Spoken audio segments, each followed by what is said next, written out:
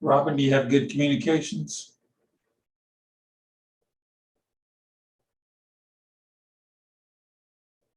I think she's muted, Judge. There she is. I do have, I can hear you, but I can't see you. There you go. Okay. I've got it on live stream and I don't like to show up until it's ready. Okay.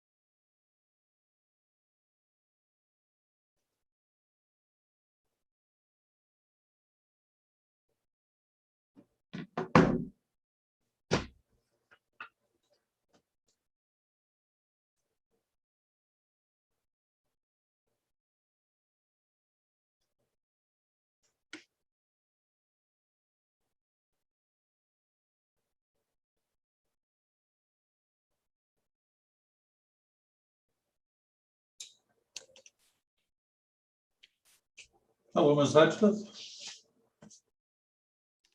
Hello, Judge. and Mr. Whitmore. Morning, Your Honor, or afternoon. Well, it depends on whether you've had lunch or not. Still don't have, there we go. We have Dr. Sweeney, but no Mr. Richardson.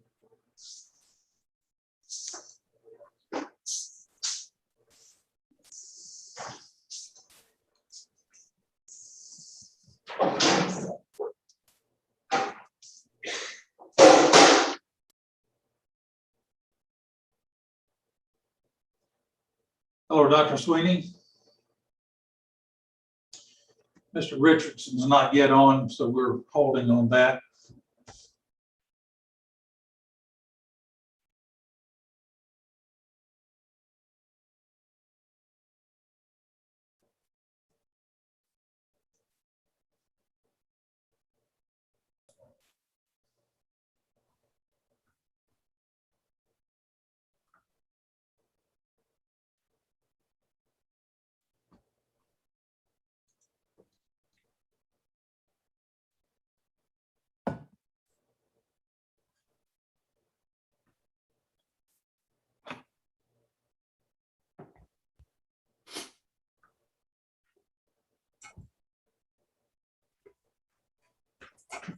Hello, Mr. Richardson. Hello, Judge. How are you? Can you hear me? Yes, got you good and clear. Good. Dr. Sweeney is on board. He's muted currently, but he is receiving me, so that's good. I think this is all we have coming on the hearing. Is that correct? Let me see here. Some kind of way I can't find you. Let's see, Miss Hudspeth. I think that's it, because I think Miss Magnus said she wasn't going to be able to make it. Standing in for Miss Magnus, Judge. It's Melissa's hearing. Right.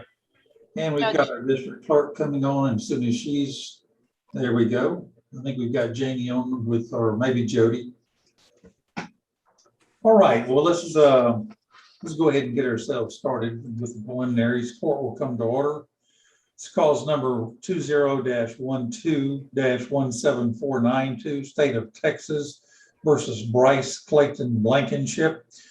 This hearing is being conducted on the Zoom teleconference application and is also being broadcast live on the court's YouTube channel for purposes of the open court doctrine. The official court reporter is Ms. Robin Wiley, and she's taking down these proceedings as the official transcript. We're here today for a pretrial as well as a Daubert or Daubert hearing to determine the qualifications and extent of the testimony that Dr. Sweeney will be giving us. Just as a brief here, since we're all on Zoom, and I know we've all dealt with Zoom before, let's just give it a pause between the question and answer so that we don't interrupt one another.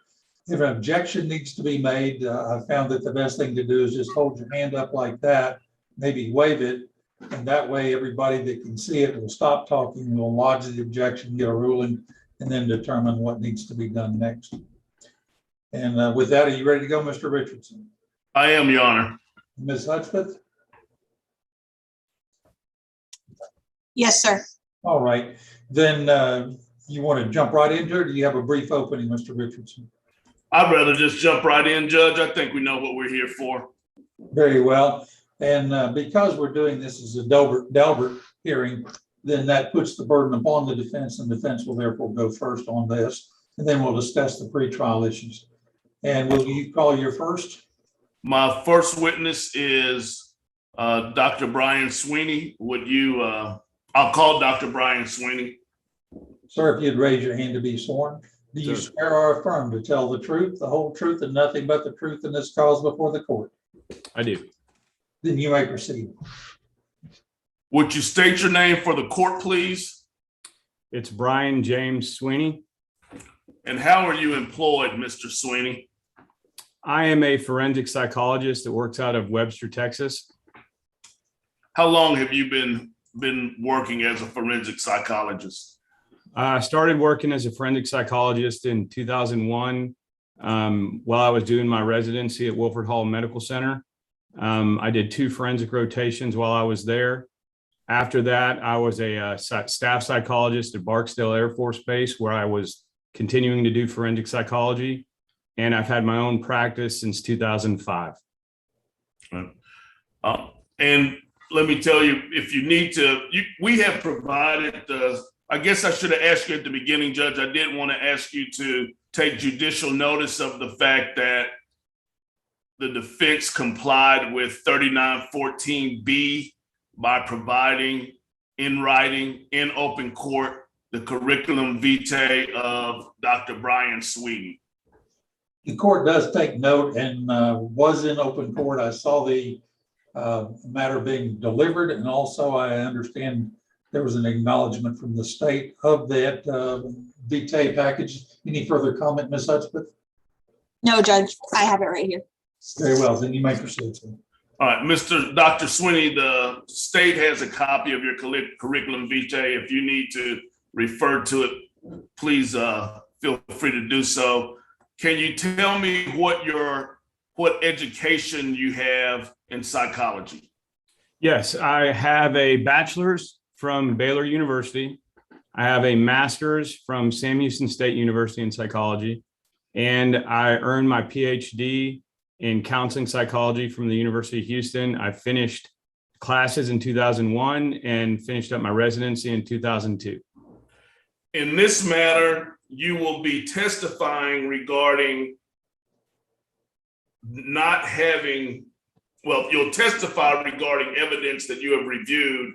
Can you help us understand the difference between a clinical psychologist and a forensic psychologist? Absolutely. So a clinical psychologist is somebody who treats patients or clients, however they refer to them. Somebody comes in with a problem or problems and asks for treatment and wants to learn how to better themselves or fix the disorders that they're dealing with. And it's the clinician's duty to help them to change that. As a forensic psychologist, what you're actually doing is you're working for and with the legal system, and your job is to kind of fuse the study of psychology with the legal system. And it's ultimately there so that I can use my expertise in psychology to educate the finder of fact in certain cases on the issues at hand and how they relate to the legal system. Have you, in fact, provided testimony as an expert witness surrounding forensic psychology? Yes, I've testified and given testimony and as an expert witness in federal, civil, criminal, family, and I actually have done evaluations in probate court. So almost all types of courts I've worked in and given testimony. Okay, and let me just get a little specific. According to your curriculum vitae, you have served as an expert forensic psychologist in over 80 federal, military, criminal court cases. Is that correct? Yes, and I think it's closer to 100 by now. I think that was a couple years ago when that was written. So close to 100 where I've served as either an expert witness or a consultant. And that would include rape, murder, assault, involuntary manslaughter, theft, obstruction of justice, alcohol-related crimes, drug charges, fraud, insubordination, desertion from military duty, child pornography, child physical and sexual abuse, and other sex-related and non-sex-related crimes. Is that correct? Yes, that and other crimes, but yes, that encompasses the majority of it. And in fact, you have also been consulted more than 120 times in criminal, 110 times, at least at the time this curriculum vitae was prepared, in criminal and military trials. Yes, that's correct. Over 45 comprehensive custody and psychological evaluation assessments. I believe it's way more than that at this point, but yes, at the time of that writing, it was around 45 to 50. Do you, based on your education and training and experience, do you have, give me 1 second.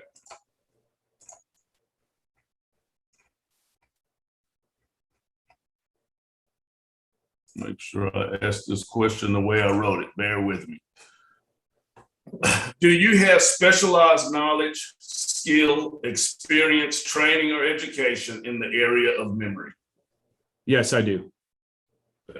Can you describe for the court what the basis for either the knowledge, skill, experience, training, or education would be?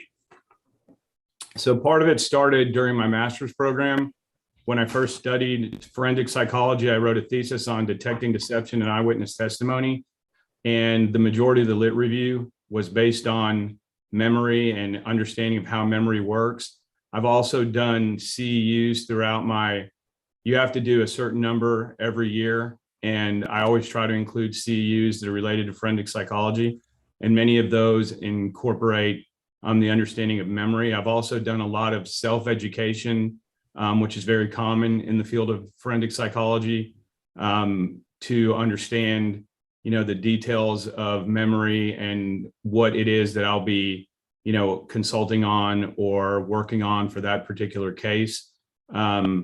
During my forensic, I think I said this, during my forensic rotation, we focus some on memory and how memory works. And I've also testified multiple times in criminal court on memory. The training and skill and knowledge that you have acquired regarding memory, is it based on science? Yes. Would the science that it's based on have been peer reviewed over the years? It would be based on peer-reviewed articles. It would be based on classes that I've taken, textbooks that had been written. So I would assume those were peer-reviewed. CEU courses that I'm not exactly sure if those were peer-reviewed or not. But generally, those are based on articles that are written. So yes, the majority of my training would have been peer-reviewed, but some of it probably was not. Some of it was probably just education. Based on that knowledge that you have, and when I say knowledge, I'm including scientific, technical experience, specialized knowledge, do you believe it would help the trier of fact to determine or to understand the evidence or determine an issue in this case? I really do.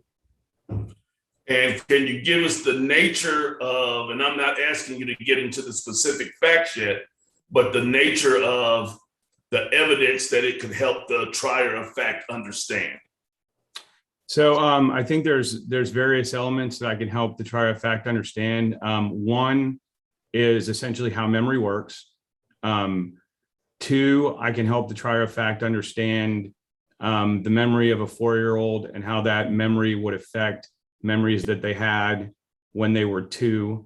I can help the trier of fact understand how different memories can be affected by what people tell them, how many times they're asked a certain question, how many times they discuss a certain event, how that memory can change and fade in and out over time.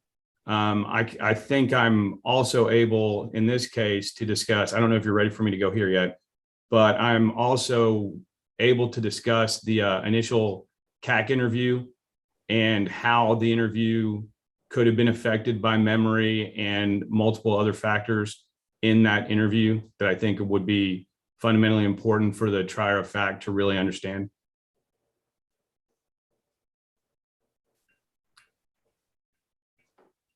I can't hear.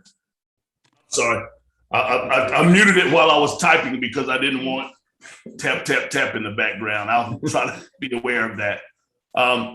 When we talk about CAC interview, we're talking about Child Advocacy Center, correct? That's correct, yes. Besides this case, have you reviewed previous CAC interviews? Yes, multiple times. Do you have any kind of idea how many? I would guess over 10, if probably more than that, but to be safe, I would say over 10. And are you aware of the principles required for a CAC interview, in your opinion, to be reliable?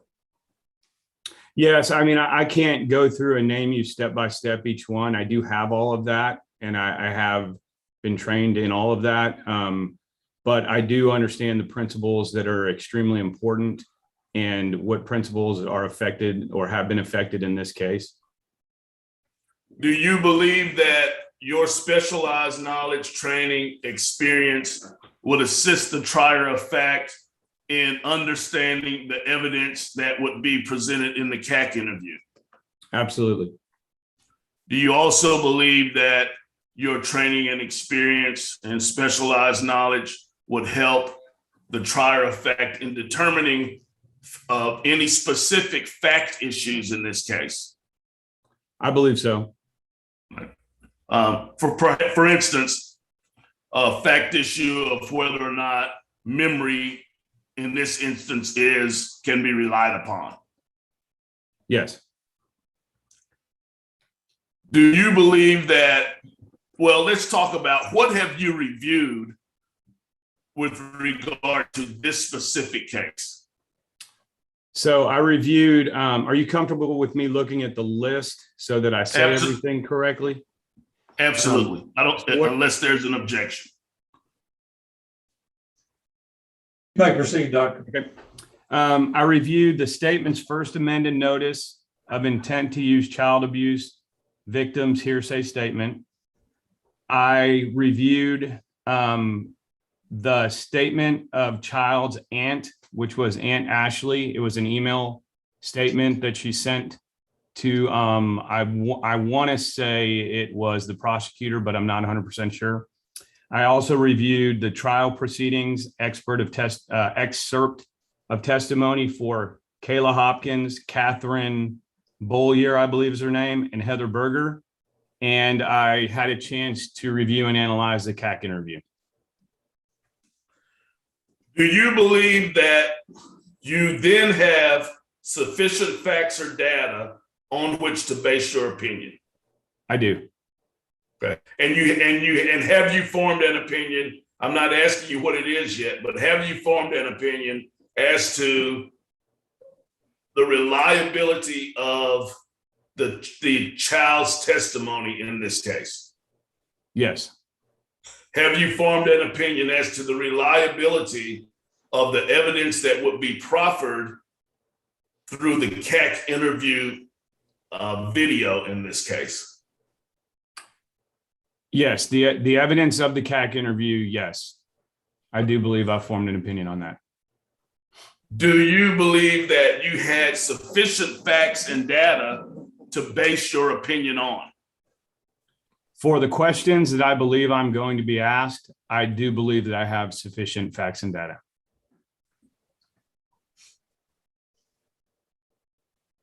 And the testimony that you would offer would be based on reliable principles and methods? Yes. And do you believe that you have reliably applied the principle and methods that you have learned in your training and experience and with your specialized knowledge to the facts of this case? I do believe so. Your Honor, at this point, I believe that I have presented sufficient evidence to meet the requirements of a Daubert hearing, being that for the evidence to be admissible, there has to be that the expert scientific, technical, or other specialized knowledge will help the trier of fact to understand the evidence and to determine a fact and issue. The testimony is based on sufficient facts or data. The testimony is the product of reliable principles and methods, and that the expert has reliably applied the principles and methods to the facts of the case. And so far as a Daubert hearing is concerned, it's my argument that the test is whether the science is, put it in general terms, are we dealing with reliable science and accepted science versus junk science? Now, understanding the state's position, I also looked at, of course, Rule 705, because 3914B, which is the statute that allows them to request notice, specifically states that on a party's request made not later than the 30th day before the date that jury selection is scheduled to begin. I'm gonna jump forward a little bit. It says that the party receiving the request shall disclose to the requesting party the name and address of each person the disclosing party may use at trial to present evidence under rules 702, 703, and 705 of the Texas Rules of Evidence. And when we provided the CV, that provided the name and the address. So according to 3914B, we have fulfilled our obligation in responding to their request for notice. Now, I looked further, of course, at 702, 703, and 705 of the rules of Texas Rules of Evidence. And 702 basically just tells us that an expert can testify if they meet certain requirements, that they can testify, may base an opinion that if they're qualified as an expert, then they can testify in the form of an opinion, or otherwise, if the expert's scientific, technical, or other knowledge will help the trier of fact to understand the evidence or determine a fact issue. Just basically says they can testify. 703 says that the expert may base their opinion on facts or data in the case that the expert may have been aware of, reviewed, or personally observed, meaning that they can review matters and they can base their opinion on that. 705 is close to what we're having here today, I think, and that is that under 705B, in a civil case, the adverse party may, or in a criminal case, the adverse party must be permitted to examine the expert about the underlying facts or data. This examination must take place outside the jury's hearing. There is nothing in any of those statutes that say the state is entitled or the adverse party is entitled to a hearing on what the opinions are. What the statutes say is they're entitled to a hearing on the underlying facts or data that the expert is relying on in forming the opinion. And so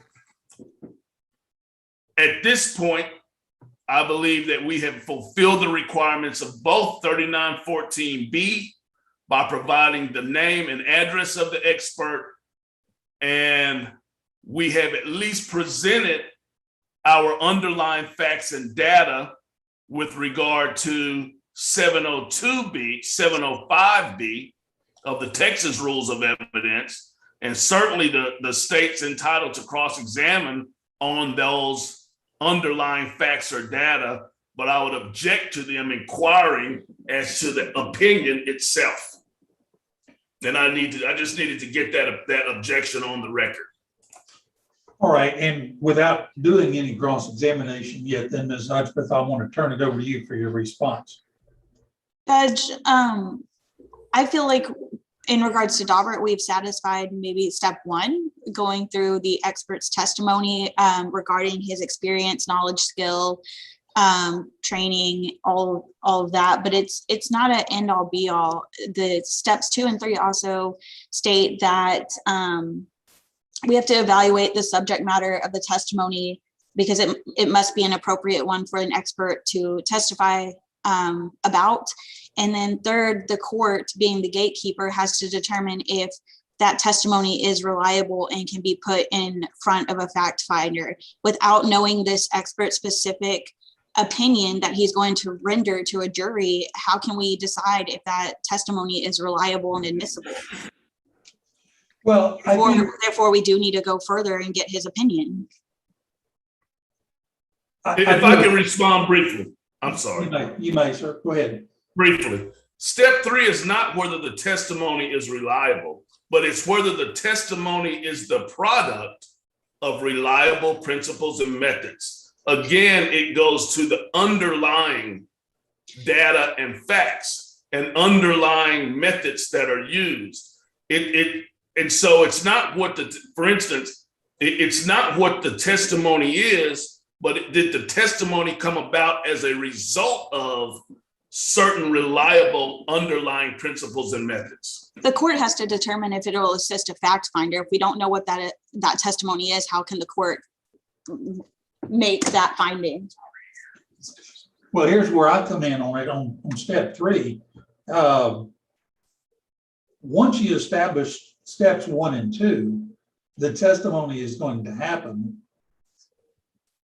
outside the presence of the jury. And we're not there yet. We don't have the jury in the box. So I can tell you that Mr. Richardson has met the threshold for step one. That is without doubt.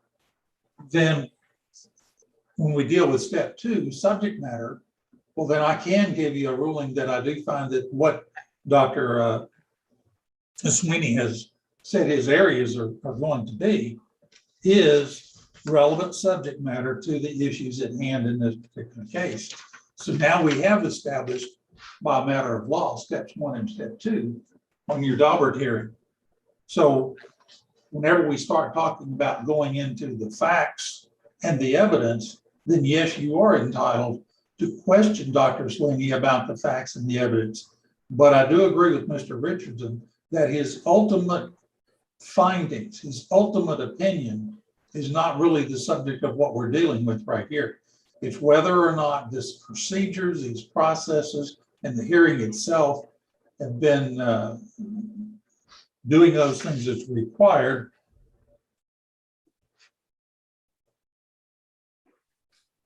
I'm just looking at my notes on this. And whether it's sufficient to form the opinions is ultimately going to be given. And so with that, I would certainly allow the state to cross-examine Dr. Sweeney on the facts and materials that he's dealt with. And also, since we've not actually had the ruling that he is designated as an expert, if he wanted to question any of the materials that were given in the tape or in his testimony, he may do that. So just for clarification, so I don't overstep any boundaries, I can question him about his ultimate opinion? Cannot. Cannot? You can ask him whether he has an opinion, but you cannot ask what it is. So then will we have a separate 705 hearing outside the presence of the jury? Likely. Okay. Yes, says Mr. Whitmore. Just for my clarification, I thought we were taking up both the Daubert and the 705 simultaneously, the way we were talking earlier. So is that not your intention right now? Well, with what Mr. Richardson has provided for me and with what I did based upon y'all's exchange of emails earlier, I went back and read each of those rules as well as some of the cases associated with it. And I could not find a case that specifically allowed the state at this point to obtain the actual opinion itself. I guess just for a judicial economy perspective, especially considering I believe this witness is being paid for by the court, it would make sense to go ahead and have the hearing on 705 now while we have him and don't have to have him travel in front of a jury should the court rule in opposition to defend this, putting this witness on.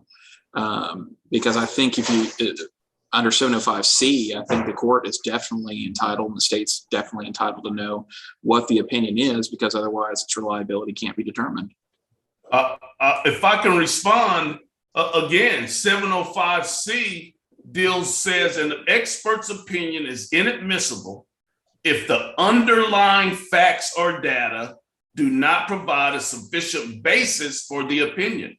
My opinion is we are having the 705 hearing right now, and we have given to the court, we have proffered the underlying facts and data upon which this witness is basing his testimony. I have seen experts come in and they say they want to testify as to some character of the defendant.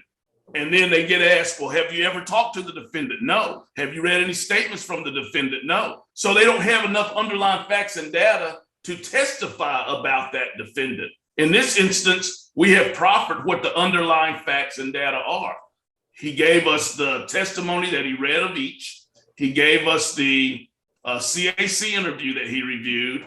And based on that, our opinion is we have met the burden by indicating that he has enough underlying facts and data to form a sufficient basis for the opinion. But it doesn't say that he has to testify in the 705 hearing to what the opinion is. If I may, Your Honor. You may, sir. Judge, I am perplexed as to how a court can determine the sufficiency of a basis for an opinion without knowing what the opinion is. That's putting the cart before the horse. Well, I can see that. I can see where your concern is, but here's the crux of it. Whenever you're dealing with any forensics, whenever you're dealing with any sort of an expert, you have to make sure that the procedure is correct. And so you deal with process and procedure. Frankly, from the legal standpoint, the ultimate opinion is not near as important as following the proper procedures and process, because the ultimate opinion cannot be something that invades the purview of the jury. It can assist the jury, it can talk to the jury, but it cannot make a decision for the jury.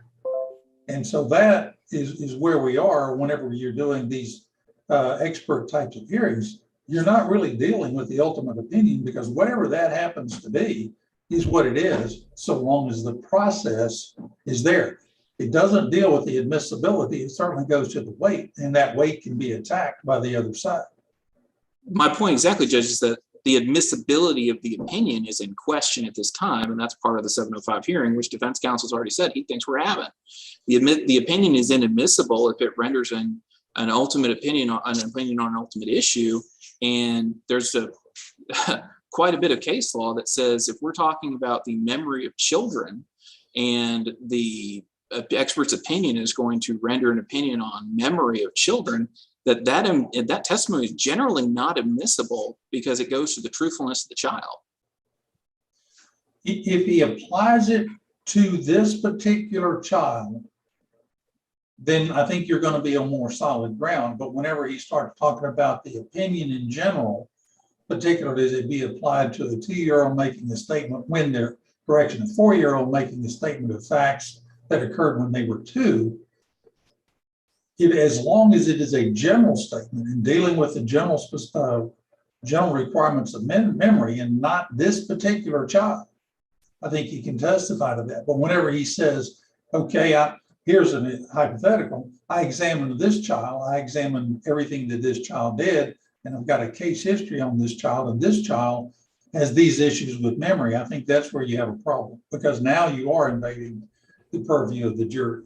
Well, and I guess my continuation on my objection then, Judge, would be if he's not rendering an opinion on this child in these circumstances, in this case, then it's not relevant.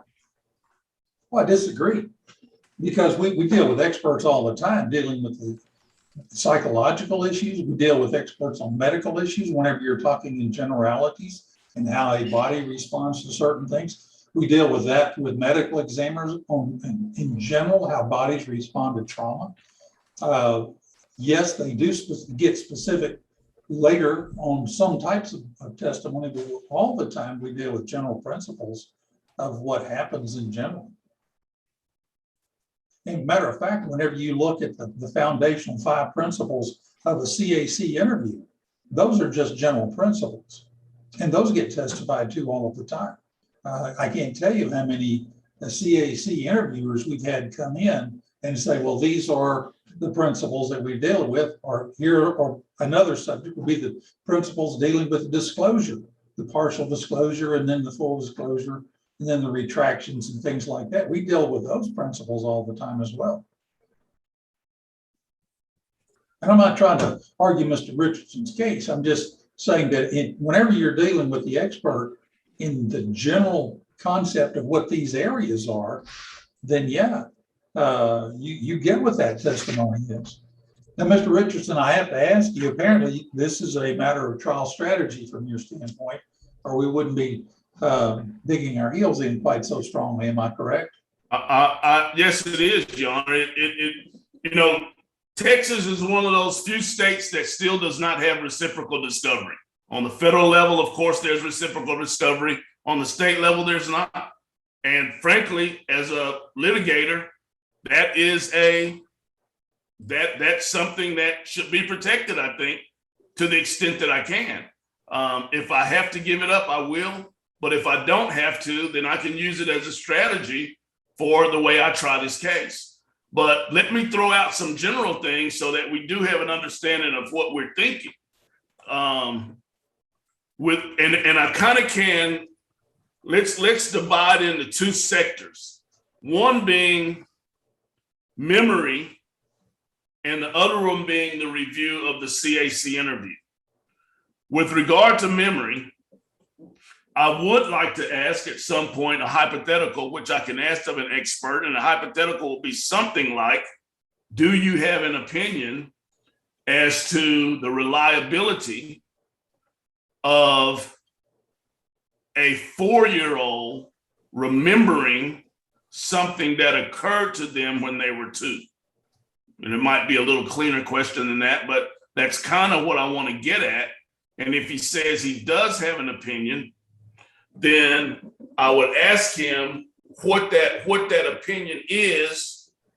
And for instance, there in the CAC interview, look, and we've all tried this case before. The child walks in and the interviewer says, "What's your name?" And she can barely answer her name. And then she blurts out, "My daddy did something nasty to me," without ever being asked. No prompting, no nothing. It's like she just walks in and blurts it out. There's another part in the CAC interview where she says, "Oh, I didn't remember." She goes, "My daddy did something nasty," and I'm paraphrasing. "My daddy did something nasty to me. I didn't remember, but I remember now." You know, to some degree, I would like to be able to allow him to discuss the specifics of something like that. Well, here, if I could, I think we're mixing things a little bit. When we deal, there's really two issues. With the CAC interview, yes, we have to deal with the memory issues, but really the generalities of the memory testimony, the expert testimony dealing with the memory of very young children, that's a separate kettle over here, a separate bucket over here that you deal with the memory issues of the very young children. Now, whenever you get to the CAC interview, now we're dealing with hard, tangible evidence, and I would probably allow the state to cross-examine now on the CAC interview and even find what the expert's opinion now is of the CAC interview. What I don't want to get off into is the memory in general. When Dr. Sweeney, he's established he's bona fide, but he's not examined this child. And therefore getting into that particular child's memory is the problem that I'm having. But as far as the state questioning and ultimately coming to a conclusion about what the CAC was, I don't have a problem with allowing the state to do that. So response, Mr. Richards. I follow you, Judge, and that's why I was saying I should split it in two sectors. And although I split it in two sectors, I started mixing the sectors up.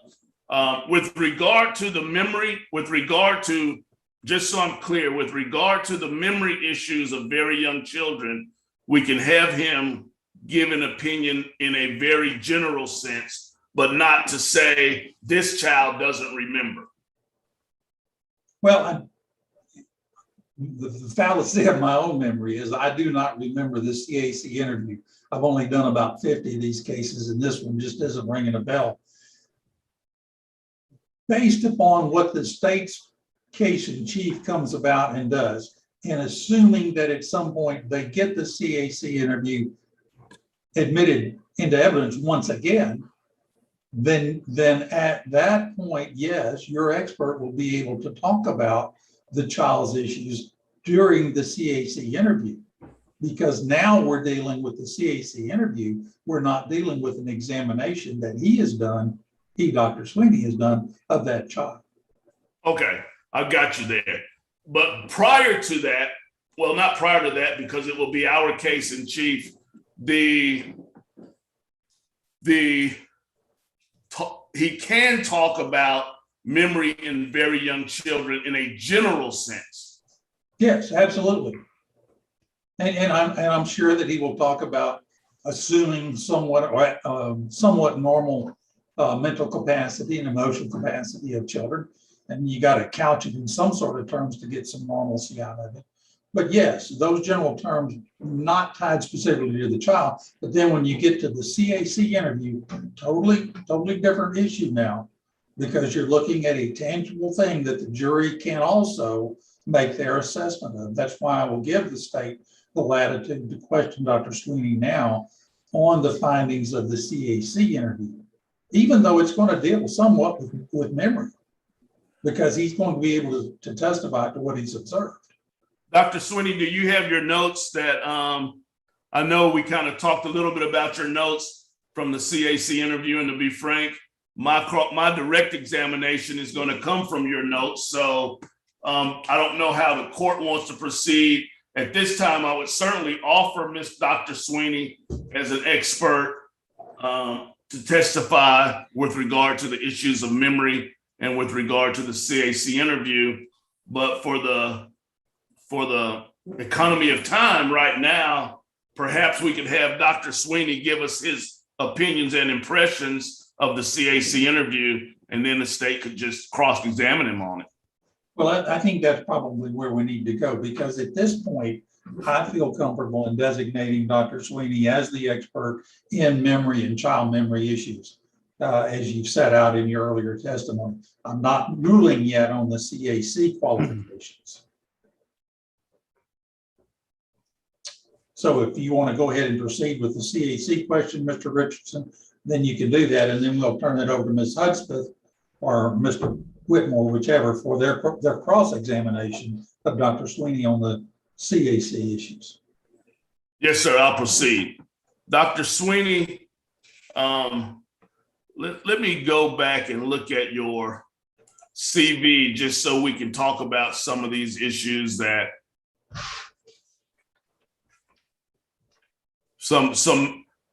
let me ask you this. What of your education and training, if any, would apply to your review and interpretation of the CAC interview? So as I discussed earlier, I did 2 forensic rotations while I was working my residency. And at that point, we discussed how to interview children. I've had multiple CEUs and just trainings on my own on how to interview children. I was trained by a doctor in the Houston area. I don't think she practices anymore. Specific training by her on how to do CAC interviews. On top of that, as a forensic psychologist, we don't do CAC interviews. However, we do forensic interviews of children on a somewhat regular basis. We're asked to do that, and we have, similar principles that are guided by, our ethics and our education on how to interview children, what to do, what not to do, various aspects of interviewing children that should be applied to a child interview, things that you're not supposed to do. On top of that, all of my training in memory, along with reviewing multiple cases of child memory and how memories can be implanted and how memories can be affected. I think that's applicable to the CAC interview and my trainings as far as how to do a forensic interview and also how to interpret and challenge a forensic interview.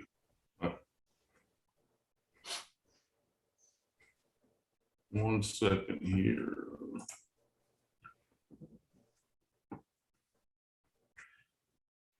And you have had the opportunity to review the CAC interview in this case, right? I did. I was able to review it. I believe it was last week. I was able to sit and review it and take notes for about, I want to say 2, maybe 2.5 hours. I may be incorrect on the timing of that, but I was able to interview it one time and took very detailed notes on it. Let me ask you, did you, while you were interviewing, you took notes? Were those notes based on impressions that you got about the nature of how the interview was conducted? They were based on how the interview was conducted. The notes also include answers that the child gave to the interviewer. I wrote things down that I believed was asked inappropriately. Wrote things down that I think could have been asked that were not asked. Directions that could have been, probably should have gone, that did not go. So it wasn't simply what was asked. It was just an overall, I guess, interpretation and judgment of the CAC interview. Judge, I think it might be helpful here for Dr. Sweeney to give his, if the state doesn't object, I can do it in question and answer form, but it might be helpful at this point just to get the impressions and opinions out, and they know what they are, and then they can cross-examine on them. Well, I think that's what Ms. Hudspeth is ultimately looking for, so I believe it would probably save us some time. Dr. Sweeney, would you go ahead and just review, by reviewing your notes, indicate what your opinions are of your review of the CAC interview and what notes you took with regard to how it was done, the child's behavior, all of your notes in that regard, because those are matters that we would intend to have you testify to. Okay. For the court, I think it may be easier if I just speak in generalizations, not to hide anything, but only because some of the notes that I take and talk about, you guys aren't going to understand anyway, just by the way I wrote them. So it may be more helpful for everybody getting an understanding if I speak in generalizations of what stood out to me and what my concerns were regarding the interview. Is that appropriate? That's acceptable. Ms. Hudspeth may have an opportunity to delve a little deeper. Okay. So the first thing that I noticed was when she came in, she blurted out before she was even asked anything. She said Daddy didn't ask the things to her. She was not prompted. It just kind of came out immediately. And that was important to note for various reasons. And I'll kind of pick that up later. But throughout the interview, she was never able to establish whether the child understood the difference between the truth or a lie. And that's probably the most important aspect of a CAC interview. So she asked her initially if she knew the difference between a truth or a lie, and the little girl was not able to answer. She then asked her various ways the difference between the truth or the lie. She was not able to answer. I believe they spent at least 12 minutes trying to establish. At one point, she asked the little girl if she told her she was 10 years old, would that be the truth or a lie? And she said that would be a big truth, I believe is what she said. So she didn't even understand that she was not 10 years old. There were also concerns that the child did not know her birthday. She did not know how old she was by using numbers. She knew how old she was by raising her fingers and saying, for example, she raised her fingers and said that many. When she asked her how many that was, she was unable to tell her how many that was. However, she was able to say in not extreme detail, but she said in the same words over and over again what her daddy did to her. So it was concerning to me that she was able to say what her daddy did to her. She wasn't able to establish the truth or a lie. She wasn't able to tell anybody how old she was. She wasn't able to, even when she was asked her name, she said she had 3 names, so she couldn't just answer her first and last name. I believe at one point she didn't know who her real daddy was. She called various people daddy. As they were talking, she was distracted on almost every element of their conversation. So for example, she asked her to tell her about her birthday parties. And she said that she had a birthday party at Chuck E. Cheese. And she said, well, can you tell me about your birthday party at Chuck E. Cheese? And she went off and told her a whole story that had nothing to do with Chuck E. Cheese. And so that kind of thing happened multiple times throughout the interview. She constantly would ask her a question, and then she would go, the child would go in a whole different direction with it and not answer what the interviewer was asking. Eventually, the interviewer, it appeared to me, gave up on asking her the difference between a truth or a lie. And so she then said, she again asked her the difference between the truth and a lie. The little girl said, "I don't want to get in trouble." At that point, the CAC interviewer never established what getting in trouble meant. She just walked right away from that, just didn't continue down that line, which would have been extremely helpful to know what she meant by getting in trouble. Sorry, I know I'm going all over the place, but it was just kind of how it was done. I think I answered this already. She asked her if someone told her she was 10, would she be telling the truth or a lie? She couldn't answer. She never did, and then eventually said it was a big truth. She then again talked about her dad putting his hand inside of her TT and putting her mouth on her daddy's TT. And she used those exact words multiple times.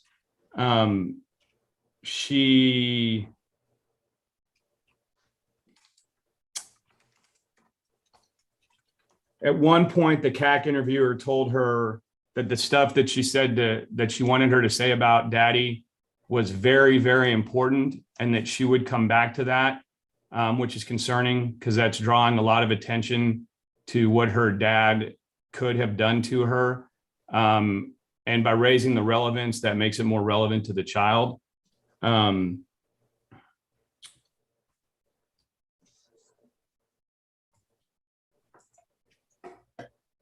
Again, never was able to answer truth and a lie.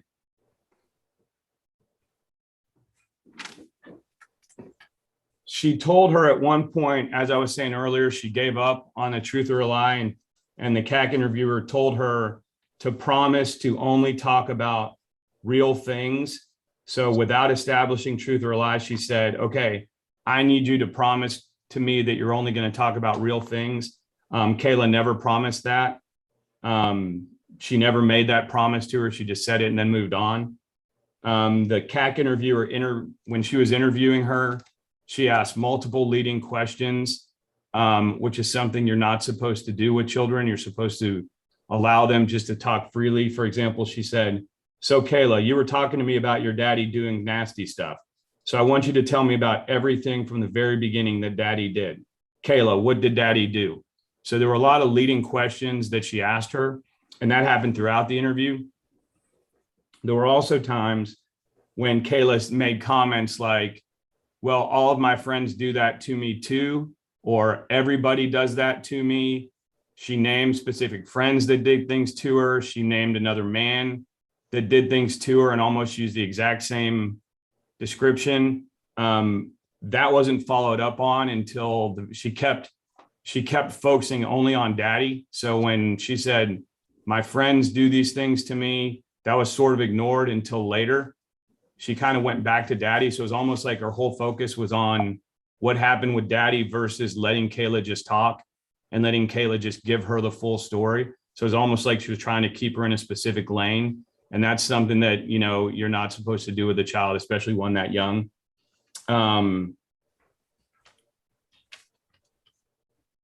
Let's see. She then said, "So tell me, what did he do?" At that time, Kayla thought for a very long time before answering. The CAC interviewer said, "So you put your mouth on his private. Did that really happen?"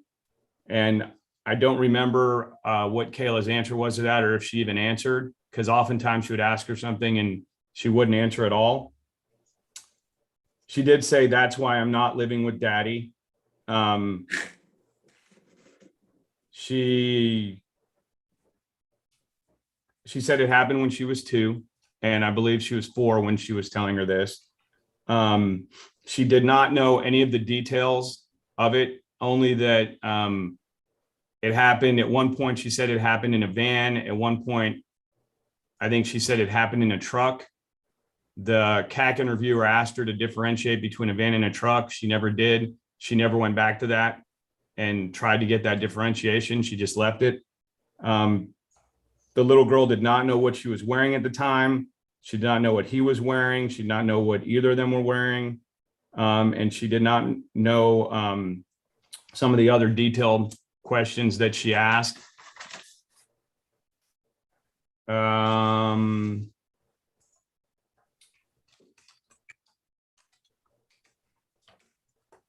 wrote down, so before you said it was a van and now you're saying truck, is it the same thing or is it different?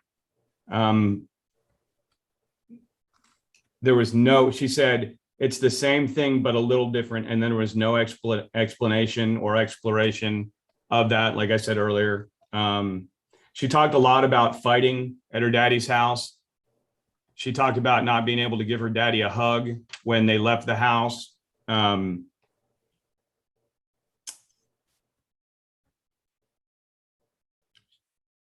Let's see. She then said he put her hand in my private parts like Dell did, and Dell put his hand in my privates like Dell did.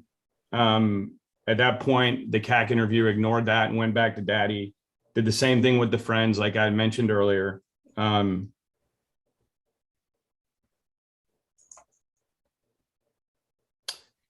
She asked about more details and she was unable to give them, such as like, what did your daddy's hand do when he put his hand down your pants? And she was unable to give any details about it. She couldn't remember. She just talked about her friends that do it too. And the CAC interviewer ignored that when she stated it. Kayla then stated it was Dell's hand in my TT. And she said this when she was asked about her dad. Again,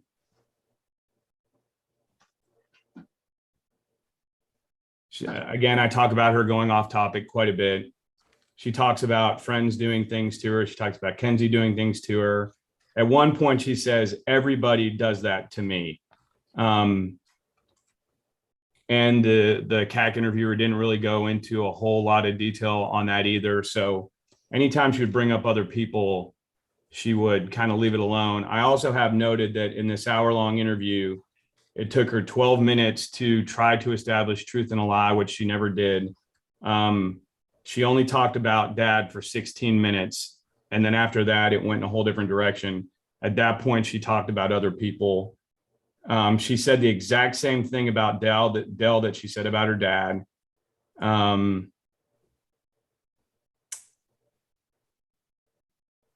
I have this starred. She said, my mommy said, I won't be your mommy anymore because you don't tell the truth.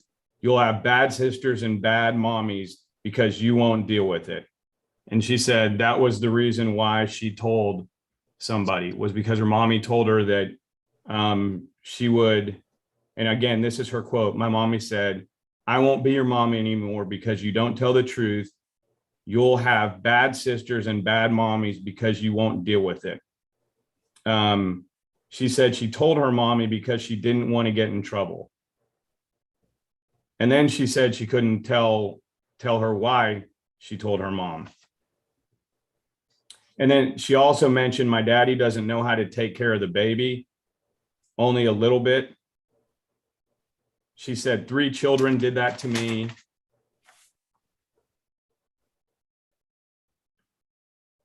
At one point, the interviewer asked her if someone told her what words to use. And I'm assuming she asked her that because she kept saying the same thing over and over again.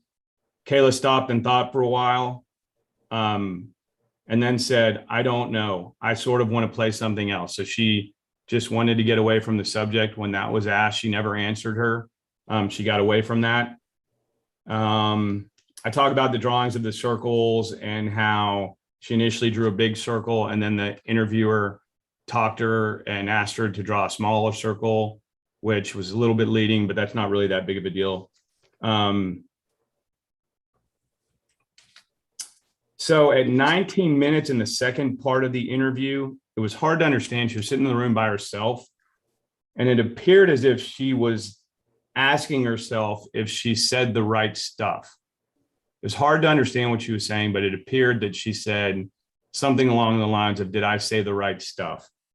Then when they came back in, she asked her again, and Kayla said, It happened a different time because it was a long time ago. And I didn't remember, but now I do. She said she didn't tell anybody, couldn't tell her what helped her not to tell anybody. She said she told her mommy when it happened, and they packed up their stuff from mommy's house and they left because daddy was so nasty. So that didn't match with what was said earlier. There were multiple times like that throughout the interview, which, you know, during testimony, it would be obviously a lot cleaner than what we're discussing right now.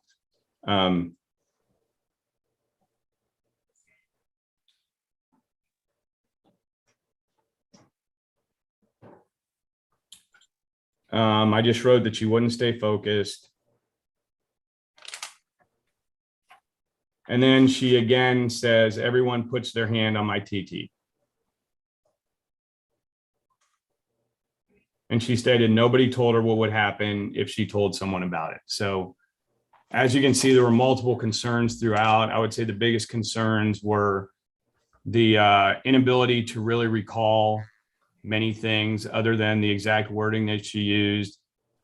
She never was able to establish the difference between a truth or a lie. She never even agreed to only tell the truth.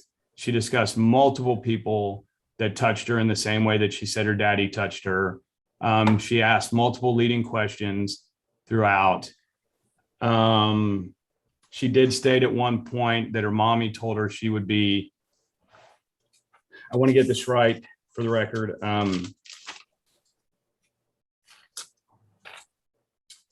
My mommy said, I won't be your mommy anymore because you don't tell the truth. You'll have bad sisters and bad mommies because you won't deal with it. So those are probably my biggest concerns with the CAC interview, but really when you look at all of this, it probably should have been halted once she was not able to establish the truth and a lie. There was really no reason to go forward after that because it was never established that she even knew if she was telling the truth or what that even meant. All right, Mr. Richardson, further? Let me ask a question, and of course, judicial economy. If he testified to this, if we, and like he said, it will be cleaner. If he testified to those matters, at the end of that testimony, would I be allowed to ask in some form, Dr. Swinney, do you have an opinion as to the reliability of the statements made by the child in the CAC interview? Well, I think until Ms. Hudspeth has done her cross-examination, I can't give you an answer to that. Assuming all of those predicates were laid, it would be a proper question, yes. I'll pass the witness and let Ms. Hudspeth go ahead and do her cross, Judge. Or fact-finding mission. You may proceed, ma'am.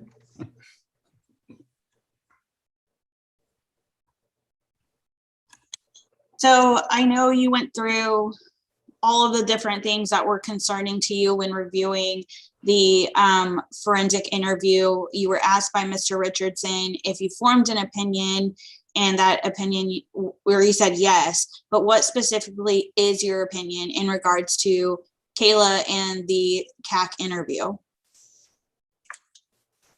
I'm not sure exactly what opinion. I have multiple. Okay, well, what are your opinions? Okay. I don't think the CAC interview was done appropriately.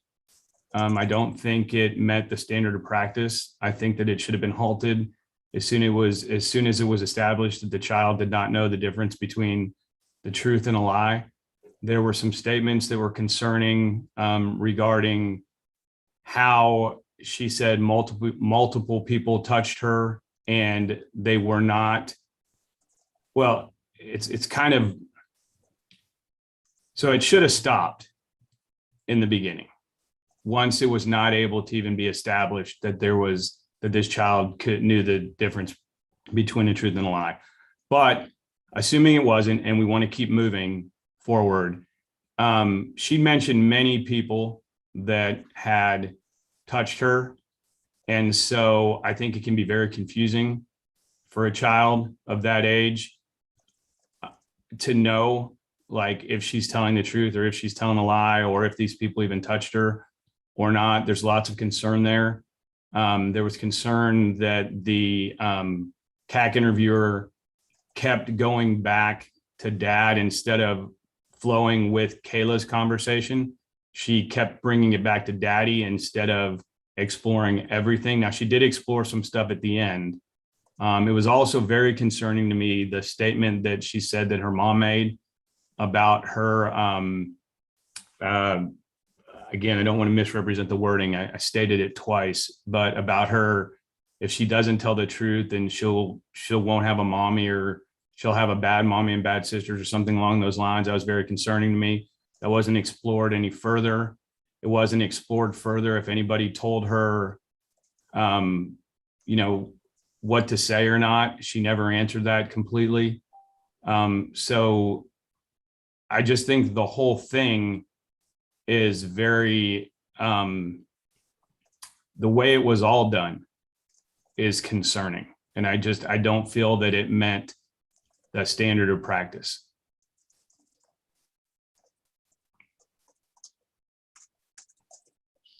And when you say reliability, what do you mean?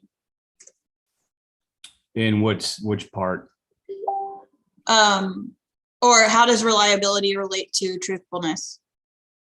Well, reliability would mean is she reliable in the fact that she understands what she's saying and is able to say it and interpret it in various ways, meaning the same thing, and is able to do that again and again. And that becomes tainted becomes very tainted with children, especially when it was 2 years later and she was 2 years old and now she's 4 and she's having trouble reporting anything except for very specific words. So it did not come across as natural. It came across as if she had rehearsed it in her head.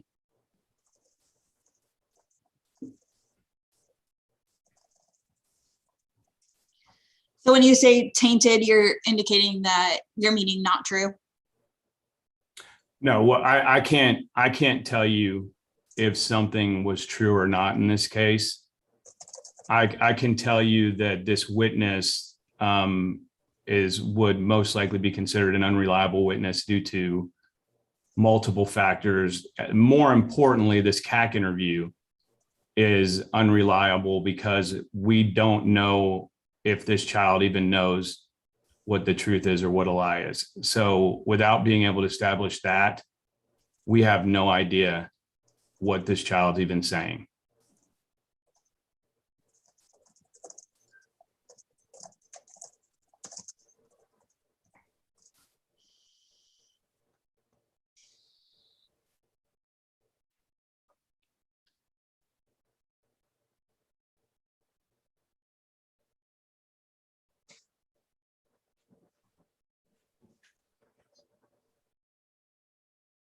I'm sorry, I think you're muted. Did you, in things that you reviewed, such as the reports, did you form any other opinion or that supports your opinion with the CAC interview? That the CAC interview should have stopped. Is that what you mean? Yeah, give a little In more regard, oh, I'm sorry, Judge. give a little more substance to your question, Counsel. Sure. In regards to reliability, the evidence that you reviewed in the reports, does it support your opinion? I guess my question is it still confusing? Yeah, I think it is to me, and I'm not trying to make Mr. Richardson's objections for him. I just don't know what you're asking relative to the reliability issue. I've already answered that.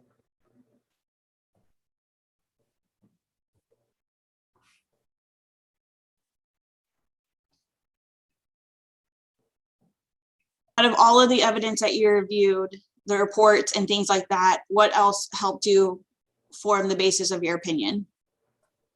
Of the CAC interview? Just your opinion in general. I haven't answered my opinion in general. I haven't been asked that.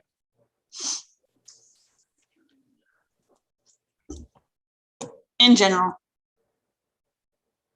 Your opinion in general. I haven't been asked what my opinion is in general. Nobody asked me that.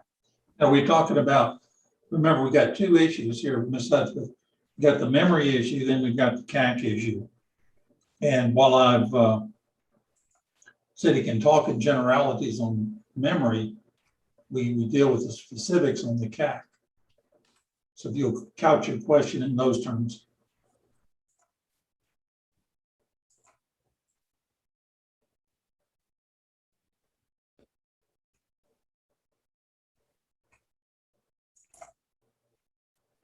I see your mouth moving, Mr. Whitmore, but you're muted. Sorry, Judge, my mouse was not working at the same time. I was trying to turn up my speaker so I could hear you. I couldn't hear what you were saying just then at the end. I said, I was reminding Ms. Hudspeth we had two issues that we were dealing with. One being the memory issue, which is a generality issue, not necessarily this child didn't have the CAC interview, which is a specific issue dealing with this child. And I was just telling her to couch her question in terms of which one she was going for whenever she was asking the doctor's opinion. And my impression of what she was asking, Judge, was that she was asking as to his opinion regarding the CAC videos.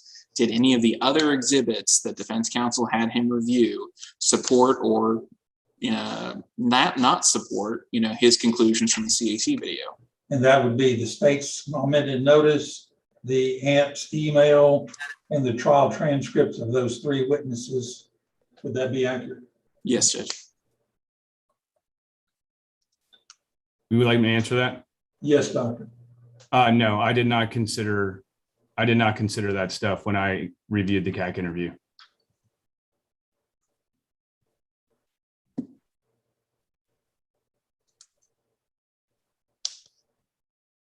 You have reviewed those items though? I have. Okay. And after reviewing those items, did you have any change in your opinion, or did you review those items prior to reviewing the CAC video? I reviewed them prior.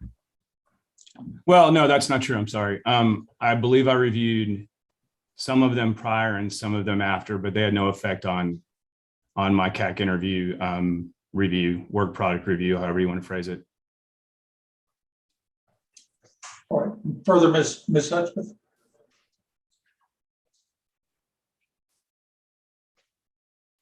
Nothing from me unless Mr. Whitmore could think of anything.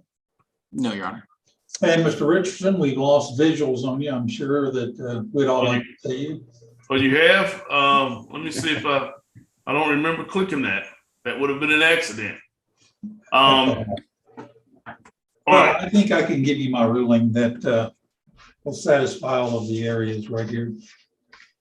So far as the Dalbert on the child memory, steps 1, 2, and 3 have been met. Therefore, general testimony on the child's memory by Dr. Sweeney will be allowed. The issue on general implanted memory issues with children will also be allowed. The CAC generalities about how they are to be conducted and what are the procedures and steps under a proper CAC interview will be allowed. That would include the conduct of the interview. Then we'll get into the specifics that Dr. Sweeney would be allowed to testify about the conduct of this specific interview, the child's interview responses in this particular interview, including memory inconsistencies. The CAC questionnaires, process, and procedures will be allowed. That would include methodology, as also any mistakes that he identifies. And then his overall opinion of the CAC will be allowed.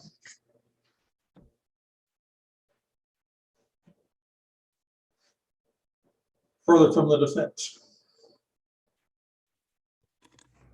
Let me see. Testimony.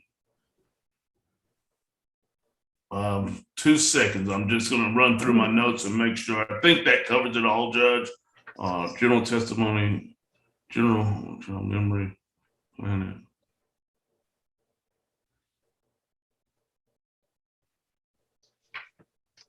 Nothing further, Judge. And from the state.